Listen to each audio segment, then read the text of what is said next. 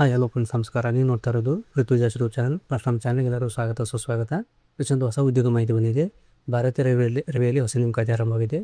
Railway ನೇಮಕಾತಿ 2026 ಇಲ್ಲಿ 11,127 ALP ಹುದ್ದೆ ಅರ್ಜಿ ಕರೆದಿದ್ದಾರೆ. ಅಂದರೆ ಅಸಿಸ್ಟೆಂಟ್ ಲೋಕೋ ಪೈಲಟ್ ಹುದ್ದೆ ಅರ್ಜಿ ಕರೆದಿದ್ದಾರೆ. ಈ ಹುದ್ದೆಗಳಿಗೆ ಅರ್ಜಿಯನ್ನು ಸಲ್ಲಿಸಬೇಕಾದ್ರೆ 10+ ITI ಇರಬೇಕು. ಜೊತೆಗೆ ಡಿಪ್ಲೊಮಾ ಆದರೂ ಕೂಡ ಅರ್ಜಿಯನ್ನು ಸಲ್ಲಿಸಬಹುದು. ವೇತನ 19,000ರಿಂದ ಆರಂಭ ಆಗುತ್ತೆ. ಏಜ್ ಲಿಮಿಟ್ 18ರಿಂದ 30 ಇರುತ್ತದೆ. ಇವಾಗ ಆನ್ಲೈನ್ ಮೂಲಕ ಅರ್ಜಿ ಸಲ್ಲಿಕೆ ಆರಂಭವಾಗಿದೆ. ಅವರು ವೆಬ್ಸೈಟ್ಗೆ ಬಂದಂಥ ನೋಟಿಫಿಕೇಶನ್ ಏನು ಕೊಟ್ಟಿದ್ದಾರೆ, ಏನು ಮಾಹಿತಿ ಬಂದಿದೆ ಅಂತ, ಹಾಗೂ ಅರ್ಜಿಯನ್ನು ಹೇಗೆ ಸಲ್ಲಿಸಬೇಕಂತ ಈ ವಿಡಿಯೋ ನೋಡೋಣ. ವಿಡಿಯೋನಲ್ಲಿ ಸ್ಕಿಪ್ ಮಾಡದೆ ತಗೊಂಡು ಹಾಗೆ ಮಾಹಿತಿ ಇಷ್ಟ ಲೈಕ್ ಮಾಡಿ ಮತ್ತು ಶೇರ್ ಮಾಡಿ, ನಿಮ್ಮ ಅನಿಸಿಕೆಯನ್ನು ಕಮೆಂಟ್ ಮಾಡಿ. ಹೊಸಬರು ಯಾರು ನಮ್ಮ ಚಾನಲ್ ನೋಡ್ತಾ ಇದ್ದೀರಾ ಅವ್ರು ನಮ್ಮ ಚಾನಲ್ ಸಬ್ಸ್ಕ್ರೈಬ್ ಮಾಡಿಕೊಳ್ಳಿ.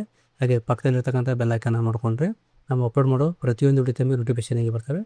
ಹೊಸ ಉದ್ಯೋಗ ಮಾಹಿತಿಗಳು ದೊರೆಯುತ್ತದೆ. ಓಕೆ ಫ್ರೆಂಡ್ಸ್, ಇದರ ಮಾಹಿತಿ ನೋಡಿ. ಇವಾಗ ನೋಡಿ ಫ್ರೆಂಡ್ಸ್, ಇದು RRB ಕಡೆಯಿಂದ ಬಂದಂಥ ALP ನೇಮಕಾತಿ ಆಗಿದೆ. ರೈಲ್ವೆ ನೇಮಕಾತಿಯ ಮಂಡಳಿಯು RRB ಭಾರತೀಯ ರೈಲ್ವೆಯಲ್ಲಿ ಅಗತ್ಯ ಇರುವ ಅಸಿಸ್ಟೆಂಟ್ ಲೋಕೋ ಪೈಲಟ್ ALP ಹುದ್ದೆಗಳ ಭರ್ತಿಗೆ ಅರ್ಜಿ ಆಹ್ವಾನ ಕೊಟ್ಟಿದ್ದಾರೆ. ಇಲ್ಲಿ ಈ ವಿಡಿಯೋದಲ್ಲಿ ಕರ್ತವ್ಯ ಸ್ಥಳ, ಹುದ್ದೆಗಳು ಮತ್ತು ಶೈಕ್ಷಣಿಕ ಅರ್ಹತೆ, ವಯೋಮಾನ, ಅರ್ಜಿಯನ್ನು ಹೇಗೆ ಸಲ್ಲಿಸಬೇಕು ಅಂತ ಮಾಹಿತಿಗಳನ್ನು. ಮೊದಲನೇದಾಗಿ ಒಟ್ಟು ಇಲ್ಲಿ ಎಷ್ಟು ಹುದ್ದೆ ಖಾಲಿವೆ ಅಂದರೆ 11,127 ಹುದ್ದೆ ಖಾಲಿವೆ. ಹುದ್ದೆಗಳ ಹೆಸರು ಬಂದ್ಬಿಟ್ಟು ಅಸಿಸ್ಟೆಂಟ್ ಲೋಕೋ ಪೈಲಟ್ ALP ಹುದ್ದೆಗಳಾಗಿವೆ. ಕರ್ತವ್ಯ ಮಾಡೋ ಸ್ಥಳ ಬಂದ್ಬಿಟ್ಟು ಆಲ್ ಇಂಡಿಯಾ ತುಂಬ ಬರತಕ್ಕಂಥ ನೇಮಕಾತಿ ಆಗಿದೆ. ಖಾಲಿರ್ತಕ್ಕಂಥ ಹುದ್ದೆಗಳು 11,127 ವಿವಿಧ ಅಸಿಸ್ಟೆಂಟ್ ಲೋಕೋ ಪೈಲಟ್ ಹುದ್ದೆಗಳಾಗಿವೆ.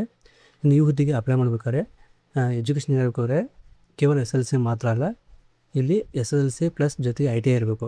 ITIನಲ್ಲಿ ಕೆಲವು ಟ್ರೇಡ್ ಕೊಟ್ಟಿದ್ದಾರೆ ಅವರು.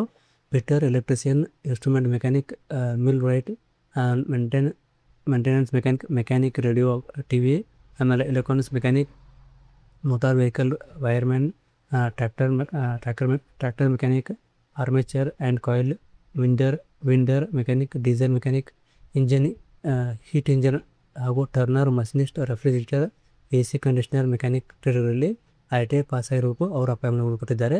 ಮತ್ತು ಇನ್ನೊಂದು ವಿಷಯ ಏನಪ್ಪ ಅಂದರೆ SSLC ಮತ್ತು ಮೇಲಿನ ಟ್ರೇಡ್ಗಳಲ್ಲಿ, ಹೇಳಿದಂಥ ಟ್ರೇಡ್ಗಳಲ್ಲಿ ಅಪ್ರೆಂಟಿಸ್ಶಿಪ್ ಕಡ್ಡಾಯವಾಗಿ ಮುಗಿಸಿರಬೇಕು. ಟ್ರೇಡ್ ಇರಬೇಕು, ITI ಇರಬೇಕು, ಆ ಟ್ರೇಡ್ ಸಂಬಂಧಪಟ್ಟಂತೆ ಅಪ್ರೆಂಟಿಸ್ಶಿಪ್ ಮುಗಿಸಿರಬೇಕು. ಅವ್ರು ಅಪ್ಲೈ ಮಾಡ್ಬೋದು.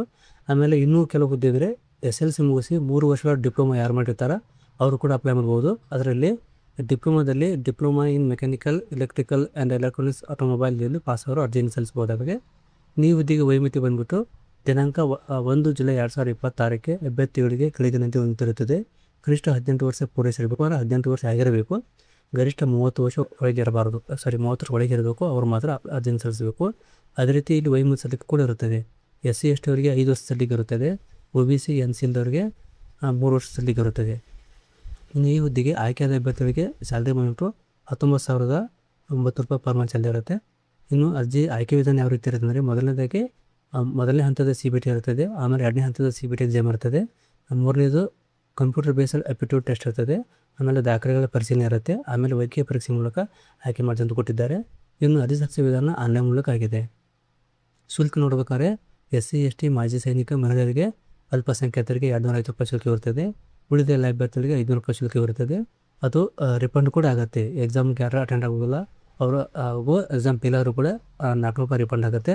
ಆಮೇಲೆ ಶುಲ್ಕ ಪಾವತಿ ಮಾಡುವ ವಿಧಾನ ಆನ್ಲೈನ್ ಮೂಲಕ ಆಗಿರುತ್ತದೆ. ಇನ್ನು ಇಂಪಾರ್ಟೆಂಟ್ ಡೇಟ್ ಅಂದರೆ ಅರ್ಜಿ ಸಲ್ಲಿಸುವ ಇವಾಗ ಮೇ 15ರಿಂದ ಮೊನ್ನೆಯಿಂದ ಆರಂಭವಾಗಿದೆ. ಅರ್ಜಿ ಸಲ್ಲಿಸುವ ಕೊನೆಯ ದಿನಾಂಕ ಜೂನ್ 14, 2026 ಆಗಿದೆ. ಶುಲ್ಕ ಪಾವತಿ ಮಾಡೋದು ಜೂನ್ 16, 2026 ಆಗಿದೆ. ತಿದ್ದುಪಡಿ ಮಾಡೋಕ್ಕಂತ ಟೈಮ್ ಬಂದ್ಬಿಟ್ಟು 17 ಜೂನ್ 2026ರಿಂದ ಜೂನ್ 26ರವರೆಗೆ ಕೊಟ್ಟಿದ್ದಾರೆ. 17ರಿಂದ ಜೂನ್ 26ರವರೆಗೆ ಅವಕಾಶ ಕೊಟ್ಟಿದ್ದಾರೆ. ನೀವು ಅರ್ಜಿ ಸಲ್ಲಿಸುವಾಗ ಏನಾದರೂ ಮಿಸ್ಟೇಕ್ ಆದರೆ ಅದನ್ನು ಸರಿಪಡಿಸಿಕೊಂಡು ಅರ್ಜಿಯನ್ನು ಕಂಪ್ಲೀಟ್ ಮಾಡ್ಬೋದು. ಓಕೆನಾ? ಇವಾಗ ನಾನು ನೇರವಾಗಿ ಮಾಹಿತಿ ನೋಡೋಣ. ಇದು RRBದ ಮೇನ್ ವೆಬ್ಸೈಟ್ ಇದೆ. ಇಲ್ಲಿ ಕೆಳಗಡೆ PDF ಕೂಡ ಕೊಟ್ಟಿದ್ದಾರೆ. ಇದು ಅಪ್ಲೈ ಮಾಡಿ ಲಿಂಕ್ ಆಗಿದೆ. ಈಗ ಮೊದಲು ನಾವು PDF ನೋಡೋಣ. PDF ಏನು ಕೊಟ್ಟಿದ್ದಾರೆ ಅಂದರೆ ಇದು ಅಸಿಸ್ಟೆಂಟ್ ಲೋಕೋ ಪೈಲಟ್ ಅಂತ ಕೊಟ್ಟಿದ್ದಾರೆ. ಗೌರ್ಮೆಂಟ್ ಆಫ್ ಇಂಡಿಯಾ ಅಂತ ಕೊಟ್ಟಿದ್ದಾರೆ. Minister of railway recruitment board ಇಲ್ಲಿ ಬೋರ್ಡ್ ಅಂತ ಕೊಟ್ಟಿದ್ದಾರೆ.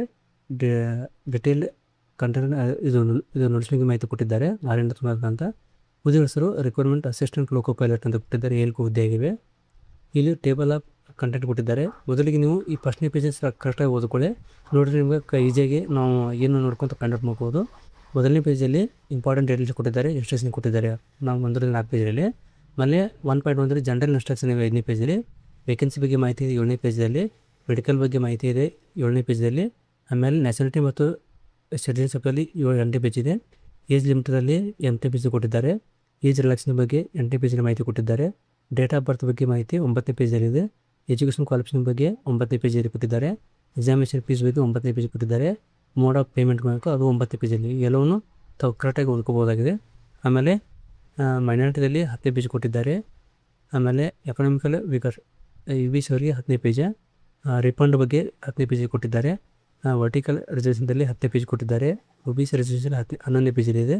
ಎಕನಾಮಿಕಲ್ ವೀಕರ್ಸ್ EWS ಅವರಿಗೆ 12 ಪೇಜ್ ಮಾಹಿತಿ ಕೊಟ್ಟಿದ್ದಾರೆ. ಆಮೇಲೆ ಹಾರಿಜಾಂಟಲ್ ರಿಸರ್ವೇಷನ್ 12 ಪೇಜಲ್ಲಿ, ಎಕ್ಸ್ ಸರ್ವಿಸ್ಮೆನ್ದವರಿಗೆ 12 ಪೇಜಲ್ಲಿದೆ. NOC ಫ್ರಮ್ ಪ್ರೆಸೆಂಟ್ ಎಂಪ್ಲಾಯರ್ಗೆ 13 ಪೇಜಲ್ಲಿದೆ. ರಿಕ್ವೈರ್ಮೆಂಟ್ ಪ್ರೊಸೆಸ್ ಬಗ್ಗೆ 13 ಪೇಜಲ್ಲಿದೆ.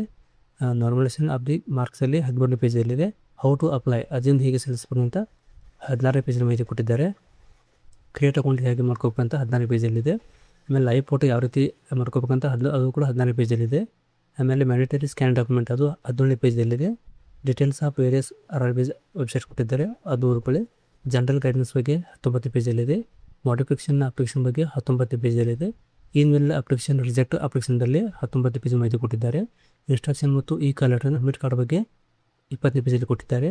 ವೆರಿಫಿಕೇಷನ್ ಆಫ್ ಒರಿಜಿನಲ್ ಡಾಕ್ಯುಮೆಂಟ್ ಬಗ್ಗೆ 21 ಪೇಜಲ್ಲಿದೆ. ಹಾಗೂ ಯೂಸ್ ಆಫ್ ಅನ್ಫೇರ್ ಫ್ಯಾಕ್ಟ್ಸಲ್ಲಿ 21 ಪೇಜ್ ಕೊಟ್ಟಿದ್ದಾರೆ. ಮಿಸ್ಕ್ಲೆನ್ಸಲ್ಲಿ 21 ಕೊಟ್ಟಿದ್ದಾರೆ. ಅಬ್ರಿವೇಷನ್ಸ್ ಯೂಸ್ ಇರ್ತಿ ದಿಸ್ ಇಂದಲ್ಲಿ 20 ಪೇಜ್. ಇಲ್ಲಿ ನೀವು ಏನು ಡೌಟ್ ಇದೆ ಆ ಪೇಜ್ ನೀವು ನೀವು ನೋಡ್ಕೋಬೋದು. ಎಕ್ಸಾಂಪಲ್ ಆವಾಗ ನಾವು ಏಜ್ ಲಿಮಿಟ್ ಚೆಕ್ ಮಾಡ್ಕೋಬೇಕಂದ್ರೆ ಇಲ್ಲಿ ನೋಡಿ ಏಜ್ ಲಿಮಿಟ್ ಬಗ್ಗೆ ಕೊಟ್ಟಿದ್ದಾರೆ. ಏಜ್ ಲಿಮಿಟು OMCಲಿಗೆ 8ನೇ ಪೇಜಲ್ಲಿ ಮಾಹಿತಿ ಕೊಟ್ಟಿರ್ತಾರೆ. ತಗೊಂಡೋಗಿ 8ನೇ ಪೇಜಲ್ಲಿ ಓಪನ್ ಮಾಡಿದರೆ ಅದೇ ಓಪನ್ ಆಗುತ್ತೆ. ಎಲ್ಲ ಓದೋ ಅವಶ್ಯಕತೆ ಇಲ್ಲ, ನೇರವಾಗಿ 8ನೇ ಪೇಜ್ಗೆ ಹೋಗ್ಬೇಕಾಗತ್ತೆ. ಇಲ್ಲಿ ತೋರಿಸ್ತೀನಿ ಒಂದು ನಿಮಿಷ. ಏಜ್ ಲಿಮಿಟ್ ಅಂದರೆ ನೋಡಿ ಇದು ಏಜ್ ಲಿಮಿಟ್ ಆಗಿದೆ. ಇಲ್ಲಿ ಪೇಜ್ ನಂಬರ್ 8 ಕಾಣ್ತಾ ಇದೆ. ಇಲ್ಲಿ ಏಜ್ ಕೊಟ್ಟಿದ್ದಾರೆ, ಏಜ್ ಲಿಮಿಟ್ ಅಂತ 18 30 ಕೊಟ್ಟಿದ್ದಾರೆ. ಯಾರ್ಯಾರು ಎಷ್ಟೆಷ್ಟು ಸರಲಿಕ್ಕೆ ಇದೆ, ವೈಭೂತಿ ಇದೆ, ಇಲ್ಲಿ ಕ್ಲಿಯರಾಗಿ ಕೊಟ್ಟಿದ್ದಾರೆ. ಈ ರೀತಿ ನೀವು ಪಾಯಿಂಟ್ ಮಾಡಿ ಈಜಿಯಾಗಿ ಓದ್ಕೋಬೋದ್ರೆ ಸುಮಾರು 37 ಪೇಜ್ PDF ಇದೆ.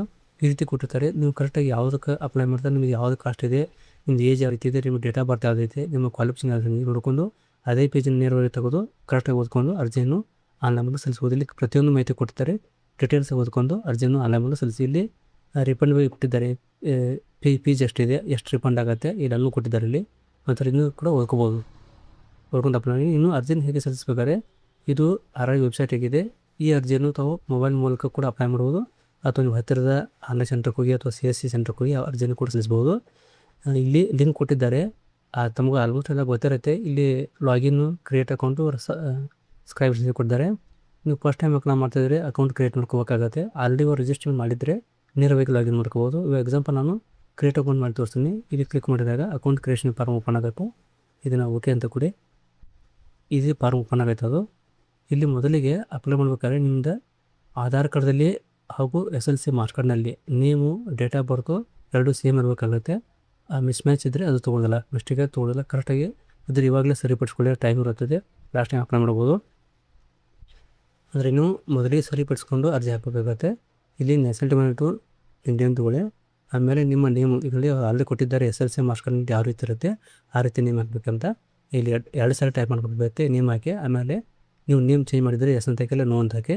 ಅಂದರೆ ಡೇಟ್ ಆಫ್ ಬರ್ತ್ ಕೂಡ ಕೊಟ್ಟಿದ್ದಾರೆ. ಸೇಮ್ ನಿಮ್ಮ date of birth SLC marks card ಯಾವ ರೀತಿ ಇರುತ್ತೆ ಅದೇ ರೀತಿ ಡೇಟ್ ಆಫ್ ಬರ್ತ್ 2 ಸಾರಿ ಹಾಕೋಕ್ಕಾಗತ್ತೆ. ಜೆಂಡರ್ ಮೇಲ್ ಇದ್ದರೆ ಮೇಲು, ಫೀಮೇಲ್ ಇದ್ದರೆ ಫೀಮೇಲ್ ಹಾಕಿ. ಆಮೇಲೆ ಫಾದರ್ ನೇಮು ನಿಮ್ಮ ಮಾರ್ಕ್ಸ್ ಕಾರ್ಡ್ದಲ್ಲಿ ಯಾವ ರೀತಿ ಫಾದರ್ ನೇಮ್ ಇದೆ ಅದೇ ರೀತಿ ಫಾದರ್ ನೇಮ್ 2 ಕಡೆ ಹಾಕೋಬೇಕಾಗುತ್ತೆ. ಮದರ್ ನೇಮ್ ಕೂಡ ಅದು ಸೇಮ್ ಆಗಿರುತ್ತದೆ. ಆಮೇಲೆ ಇದು ಇಂಪಾರ್ಟೆಂಟ್ ಆಗಿದೆ, ಕಾಂಟ್ಯಾಕ್ಟ್ ಡೀಟೇಲ್ಸ್ ಕೊಟ್ಟಿದ್ದಾರೆ. ಇಲ್ಲಿ ನಿಮ್ಮ ಮೊಬೈಲ್ನಲ್ಲಿ ಚಾಲ್ತಿರ್ತಕ್ಕಂಥ ಇಮೇಲ್ ಹಾಕಿ ಹಾಗೂ ಚಾಲ್ತಿರ್ತಕ್ಕಂಥ ಮೊಬೈಲ್ ನಂಬರ್ ಹಾಕಿ. ಎರಡಕ್ಕೂ OTP ಹೋಗುತ್ತೆ. ನೀವು ನಂಬರ್ ಹಾಕಿದಲ್ಲಿ ಜನರೇಟ್ OTP ಕೊಟ್ಟರೆ OTP ಹೋಗುತ್ತೆ. ಎರಡಕ್ಕೂ OTP ಅಂದ್ರೆ ಇದು OTP ವೆರಿಫೈ ಆಗಬೇಕಾಗತ್ತೆ. ವೆರಿಫೈ ಆದ ನಂತರ ಇಲ್ಲಿ ವೆರಿಫಿಕೇಷನ್ ಕೊಟ್ಟಿದ್ದಾರೆ, ಇದನ್ನು ನೀವು ವೆರಿಫೈ ಮಾಡ್ಕೋಬೋದು. ಇಲ್ಲಿ ಆಮೇಲೆ ಕ್ರಿಯೇಟ್ ಅಕೌಂಟ್ ಬಂದಿರುತ್ತೆ. ಪಾಸ್ವರ್ಡ್ ಹಾಕೋಬೇಕಾಗತ್ತೆ. 4 ಅಕ್ಷರ, 1 ಸ್ಪೆಷಲ್ ಕ್ಯಾರೆಕ್ಟ್ರು, ಆಮೇಲೆ 4 ನಂಬರ್ಸ್ ಹಾಕ್ಕೊಂಡಿರುತ್ತೆ. ನಿಮ್ಗೆ ಯಾವ ರೀತಿದು 8 ಸಂಖ್ಯಾವಧಿ ಆ ರೀತಿಲಿ ಹಾಕೊಂಡು ಮಾಡ್ಕೋಬೋದು. ಇಲ್ಲಿ ಆಧಾರ್ ಕಾರ್ಡನ್ನು ವೆರಿಫೈ ಮಾಡಬೇಕಾಗಿದೆ. ಇಲ್ಲಿ ಡಿಜಿಲಾಕರ್ ಕೊಟ್ಟಿದ್ದಾರೆ, ಆಧಾರ್ ಕಾರ್ಡ್ ಕೊಟ್ಟಿದ್ದಾರೆ. ಇಲ್ಲಿ ಯಾವುದೇ ಐಡೆಂಟಿ ಆಧಾರ್ ಕಾರ್ಡ್ ಆದರೆ ತೊಗೊಳ್ಳೋದಿಲ್ಲ ಅದು. ಇಲ್ಲಿ ಡಿಜಿಲಾಕರ್ ಇದ್ದರೆ ಇದನ್ನು ಲಿಂಕ್ ಮಾಡ್ಕೋಬೋದು, ಅಥವಾ ನೀವು ಆಧಾರ್ ಕಾರ್ಡ್ ಮೂಲಕ ಮಾಡ್ತಿದ್ರೆ ಇಲ್ಲಿ ವೆರಿಫಿಕೇಷನ್ ಕೊಟ್ಟಿದ್ದಾರೆ. ಇಲ್ಲಿ ಕ್ಲಿಕ್ ಮಾಡಿದಾಗ ಈ ರೀತಿ ಬರುತ್ತೆ. ಇಲ್ಲಿ ನಿಮ್ಮ ಆಧಾರ್ ನಂಬರ್ ಹಾಕಿ ಜನರೇಟ್ OTP ಕೊಟ್ಟರೆ ನಿಮ್ಮ ಆಧಾರ್ ಕಾರ್ಡ್ ಲಿಂಕ್ ಇರೋ ಮೊಬೈಲ್ ನಂಬರ್ OTP ಹೋಗುತ್ತೆ. ಅದು ಬಂದ್ರಲ್ಲಿ ವೆರಿಫೈ ಮಾಡ್ಕೋಬೇಕಾಗುತ್ತೆ. ವೆರಿಫೈ ಮಾಡಿ ಇಲ್ಲಿ ಕನ್ಸರ್ನ್ ಟಿಕ್ ಮಾಡ್ಕೊಂಡು ಇಲ್ಲಿ ಪಾಸ್ವರ್ಡ್ ಕ್ರಿಯೇಟ್ ಮಾಡ್ಕೊಂಡು ಆಮೇಲೆ ಇಲ್ಲಿ ಕ್ಯಾಪ್ಚರ್ ಹಾಕಿ ಇಲ್ಲಿ ಕೆಳಗೆ ಪ್ರಿವ್ಯೂ ಆ್ಯಂಡ್ ಕ್ರಿಯೇಟ್ ಅಕೌಂಟ್ ಅಂತ ಕಾಣ್ತಿದೆಯಲ್ಲ ಇದನ್ನು ನೋಡ್ಕೊಂಡು ಆಮೇಲೆ ಸಬ್ಮಿಟ್ ನಂತರ ಅಕೌಂಟ್ ಕ್ರಿಯೇಟ್ ಆಗುತ್ತೆ. ನಿಮ್ಮ ಮೇಲ್ ಕೂಡ ಮೆಸೇಜ್ ಬರುತ್ತೆ. ಅದು ಬಂದ ನಂತರ ಇಲ್ಲಿ ಲಾಗಿನ್ ಅಂತ ಕೊಟ್ಟಿದ್ದಾರೆ. ಇಲ್ಲಿ ಲಾಗಿನ್ ಹೋಗಬೇಕಾಗುತ್ತೆ. ಈ ರೀತಿ ಲಾಗಿನ್ ಪೇಜ್ ಬರುತ್ತೆ. ನೀವು ಲಾಗಿನ್ ಆಗ್ಬೇಕಾದ್ರೆ ಲಾಗಿನ್ ಆಧಾರ್ ಮೂಲಕ ಲಾಗಿನ್ ಆಗ್ಬೋದು, ಅಥವಾ ನೀವು ಅಕೌಂಟ್ ಕ್ರಿಯೇಟ್ ಮಾಡಿರ್ತಾರಲ್ಲ ಅದ್ರ ಮೂಲಕ ಕೂಡ ಲಾಗಿನ್ ಆಗ್ಬೋದು. ಹಾಗೆ ಇನ್ನೊಂದು ನೇರವಾಗಿ ಅರ್ಜಿಯನ್ನು ಸಲ್ಲಿಸಬಹುದಾಗಿದೆ. ಓಕೆ ಫ್ರೆಂಡ್ಸ್, ಈ ರೀತಿ ಪ್ರೋಸೆಸ್ ಇದೆ. ತಮಗೆ ಈ ಮಾಹಿತಿ ಇಷ್ಟ ಆಗಿದೆ ಅನ್ಕೋತೀನಿ.